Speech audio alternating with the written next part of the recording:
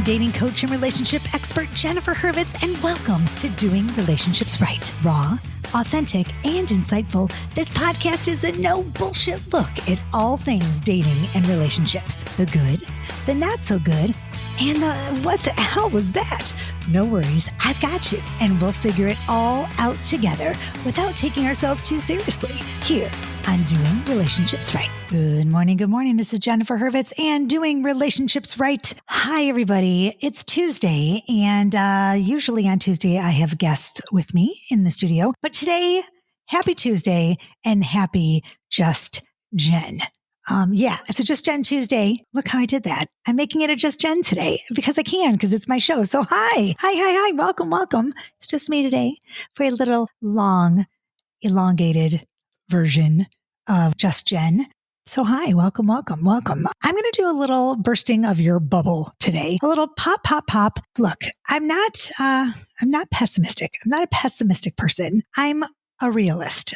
I'm realistic. Okay. So I want you to know that, if you don't like a person who doesn't sugarcoat things, I'm not fucking Willy Wonka. I don't sugarcoat shit. If you've read my books, then you know this about me. I don't sugarcoat many things. I give it to you straight. So I'm going to do that today for you. I'm going to give you a couple things that I need to tell you about dating and relationships, some myths that I wish I knew way back before now. I feel like if I would have known about these dating myths and these relationship myths and this bullshit, if I would have gone into my relationships knowing what I know now, I would have been a little bit more, a little more realistic. And I think that being realistic is not being pessimistic. It's just knowing that life is not all rainbows and unicorns and sunshine and, running through the tulips singing show tunes. Okay. I think that it's important to know the facts before you go into a relationship and understand that it's going to take work. I've written 3 books now along these lines with this topic. And it just baffles me. It baffles me sometimes how people still are out there searching for their soulmate. They're searching for their person. They have their one. They're looking for love at first sight. Look, don't be hating on me. Don't be posting messages and sending me shit that says there is love at first sight. I know it is out there. My person, he's there, she's there, and bullshit. Everybody is imperfect. There is no perfect person. I used to say that about my ex-boyfriend. He's my person. I found him. He's my person. Bullshit. Okay. He wasn't my person. I thought he was my person because I had this grandiose version of what my person was supposed to look like. Okay. He had imperfections. I had imperfections. We were imperfect together. Our relationship was imperfect. That's life. That's how it goes. Okay. And I'm sticking to it. I'm just sticking to it. So look, here's a little myth that you need to know. Number 1, everyone says, when you meet the right person, you're going to know. Oh, you're going to know it. You're going to, when you know. Bullshit, y'all. This is the biggest bullshit ever. You are not going to know anything. You're not going to know anything. You're going to think you know. He's going to love bomb you. She's going to put on a show for the first 90 days. You're going to take off those rose-colored glasses and all of a sudden, bam. Shit's going to hit the fan and life is going to pop open and it's going to be realistic. And you're going to be like, oh my God, who is this person I'm dating? Because you don't know anything about this fucking person. You might have met them on a website, on a dating app. You may have met them through a friend, or you thought they worked at, Target at the CEO of the company. It ends up he's the fucking stock boy. Yes, that's a true story that happened to me. You don't know. So don't put all your, emotions into this first person that you're like, oh, he's the one. He's the one. I found him. He's the one. Stop looking for sparks. Okay. Stop look for real things. Look for, if you understand each other, if you have commonalities, if you come from the same backgrounds, if with politics, you have the same, real things. Look for real things. Oh, now the next one that I love, this is one of my favorites. My clients are like, well, I'm not going to settle. I'm never going to settle. I'm going to wait for the right person. I'd rather be alone. I'd rather just sit here and wait for the right person. If you wait for the perfect person in your mind, this perfect person that you've created in your head, okay, this checklist of everything you need in this person, it ain't never going to happen, y'all, okay? Because you're never going to find a perfect version of what your ideal boyfriend or girlfriend is going to be. No one is ever perfect. There's no Disney fairy tale. There's no prince on a white horse. Oh gosh, y'all. I mean, there's no such thing as a right or perfect person. Okay. I already said this. I'm like, I just can't look at everyone they've got their shit. Everyone's got their baggage. Everyone comes to a relationship, with stuff. It's just how you handle it. It's how you unpack your baggage that matters, right?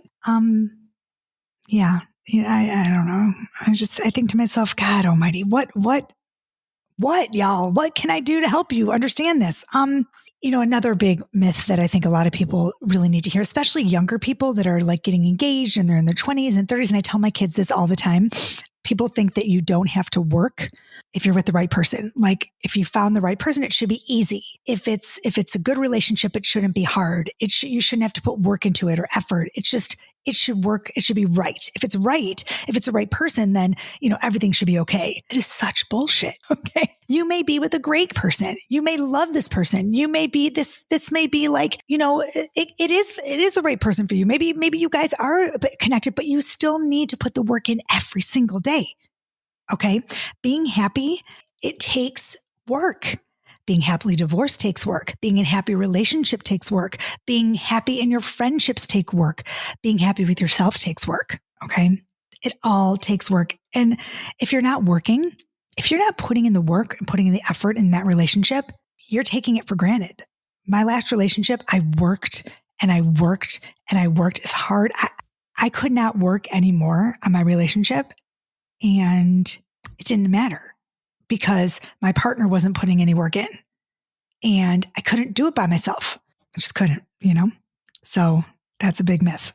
Also, another thing that really is a huge myth is this, like back in the day, I'm 50 years old, but like back when I was starting to date in my 20s, the big thing was like men love bitches, right? And you need to play hard to get. And you need to play games and men need to play this like hard ass, no feelings attached kind of hard to get thing. That is such bullshit. That's the biggest myth right now, y'all. Being vulnerable, letting someone know how you feel, sharing your feelings and acting like you care. That is what's hot right now.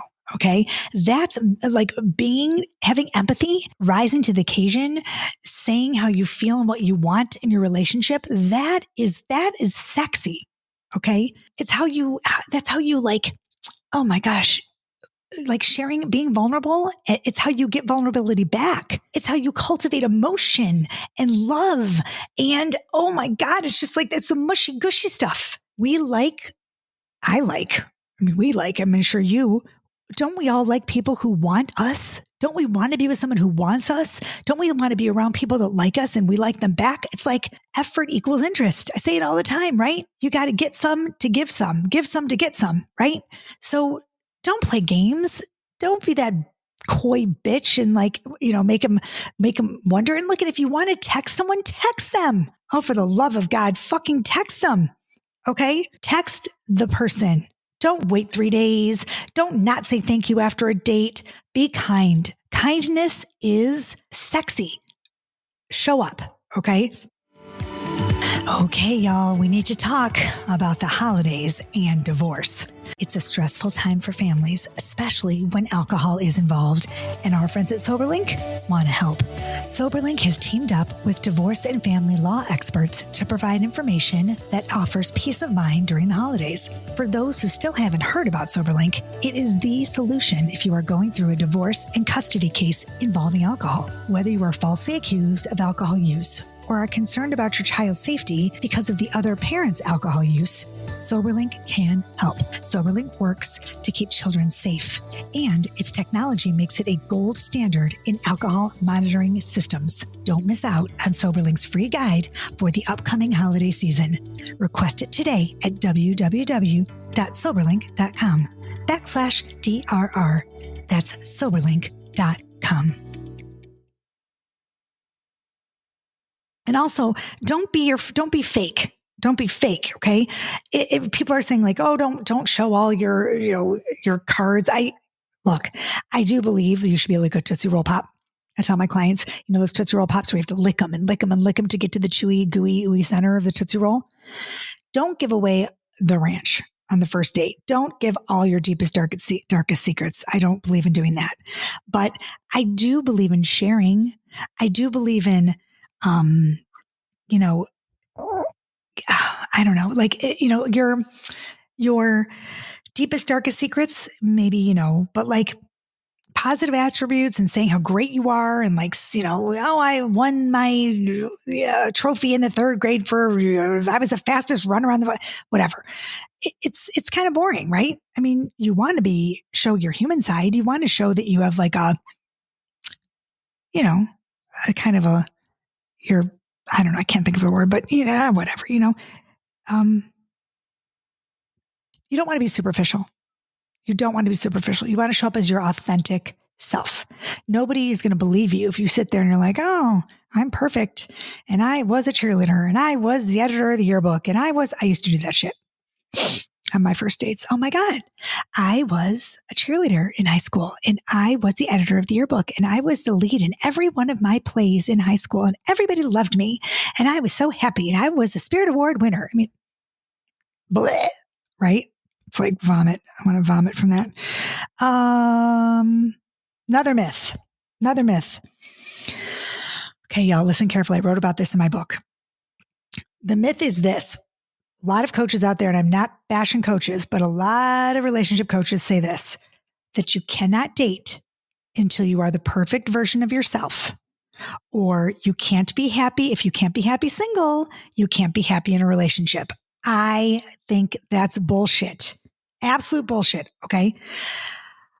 We thrive as humans. We thrive to develop and be in nurturing, loving relationships. We thrive around other people. Okay. That's what we live for. We love it. That's our jam. Our quality of life is like, it deepens when we're in love. It deepens when we're around other people. We cherish that time. I'm sorry. Like, I'm going to say it. I don't like to be alone. I don't like it. Does that make me a bad human? Does it mean I'm like, I can't admit it out loud? I don't like to be alone. It doesn't mean I'm needy. It doesn't mean that I can't stand on my own 2 feet. It doesn't mean that I'm like, there's something wrong with me because I'm admitting I don't like to be alone, that I want to be with someone else.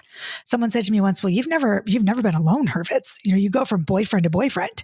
Okay. So what? Fuck you. Okay. I don't like to be, do I like to be alone? Have you seen me? I love to be alone. I love it. I love to watch what I want to watch. I like to sleep in my own bed. I like to do my own thing, but I don't want to be alone all the time. Okay. I like noise. I like to snuggle up. I like to feel someone around me. I like to talk to people. It's just part of being human.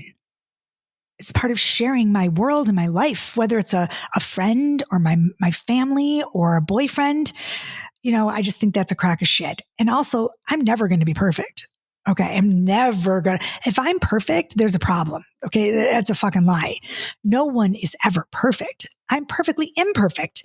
If I waited to date after my divorce until I was the perfect version of myself, I'd be single for the rest of my life. I like to grow and evolve and change. I'm always working on myself. I'm always learning new things. And I want someone who wants to do that with me. I want someone to grow and evolve and change with me. Not someone who's going to lay there stagnant and lay there and just be like complacent and just sit there and be like, I'm happy with where I am in my life and this is fine. And fuck that. I want to go. I want to move. I want to shake. I want to roll. So I don't know. That's a myth to me as far as I'm concerned. Another thing too, a lot of coaches and a lot of people in the industry are saying like, you shouldn't tell people, what you want in a relationship. Bullshit. You should tell people what you want on your first fucking date. Here's what I'm looking for. I want a long-term relationship. If you don't want it, bye-bye. Why are you wasting everyone's time? Okay. You used to be like, oh my God, if you say how you feel and you tell people what you want in a relationship, then, you're totally needy and crazy. Everyone thinks you're crazy. No one thinks you're crazy. Okay.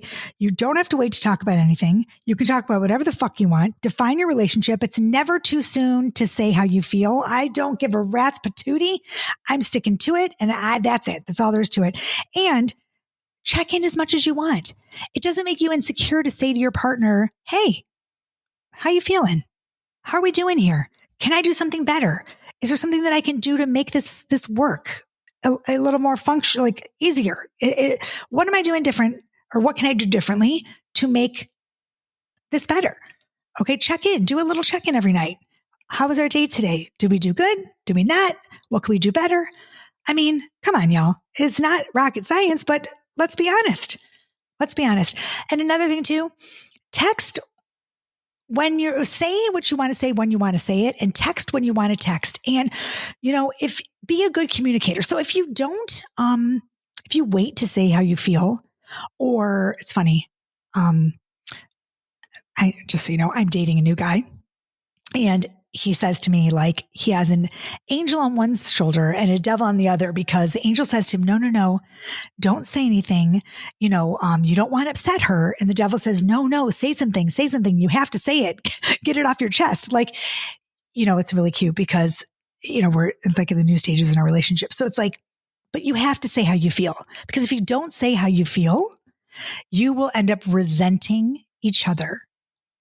Oh my gosh. So please say how you feel. And then when you say how you feel, your partner should give you the safe space to say it and not snap at you or yell at you, Anyway, that's it. I'm done. I ranted on and on and on and on and on. Oh my gosh. Wait, one more thing I have to add to this. So, I just have to add one more big falsity, big false myth.